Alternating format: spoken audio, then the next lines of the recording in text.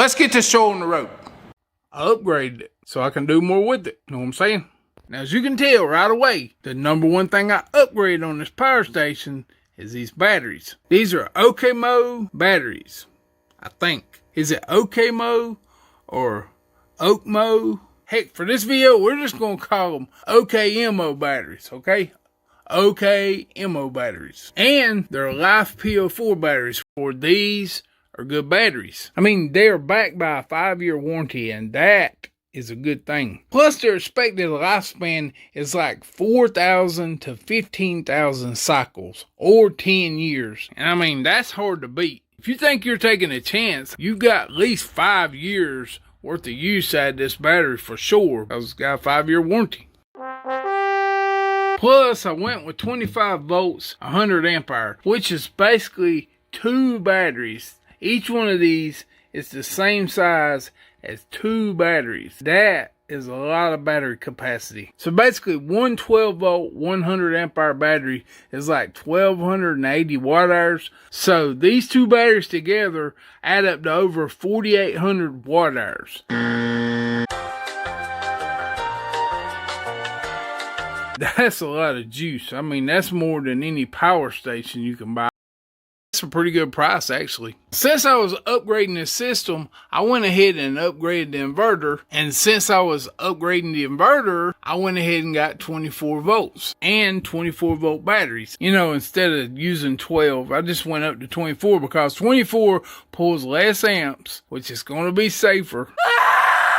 And safer is a good thing. I could have always got 2 12 volt batteries and ran them in series and added it up to 24. If you don't know what series is, it kind of looks like this. But since I went ahead and got the 24 volt batteries, I ran them in parallel. Parallel is where you run the negative to the negative to the inverter, and the positive to the positive and to the inverter. But if you wire it like that, then the battery that's closest to the inverter is going to do all the work, and it's going to wear out first. So what a lot of people do is they run their negative to their negative and their positive to their positive. And then they'll come off the negative of one battery and they'll come off the positive of the other battery. That way those 2 batteries are sharing the load. But there's actually one way to do it even better, and that way is with bus bars. As you can see, my negative off of this battery and my negative off of this battery are both run to the bus bar right here. This negative comes off the bus bar and it goes through this shunt, which I'll explain in a second. Then it comes out of the shunt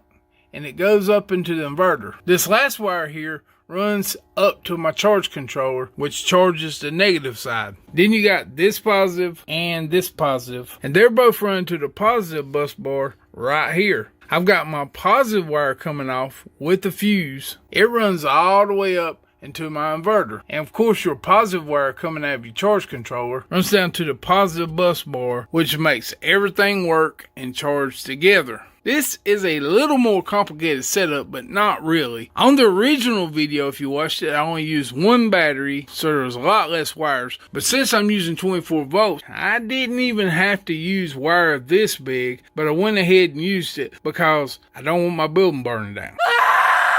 I know I'm running that in the ground, but I don't want my building burning down. I'm ducking and everything, died in the house. I got scared.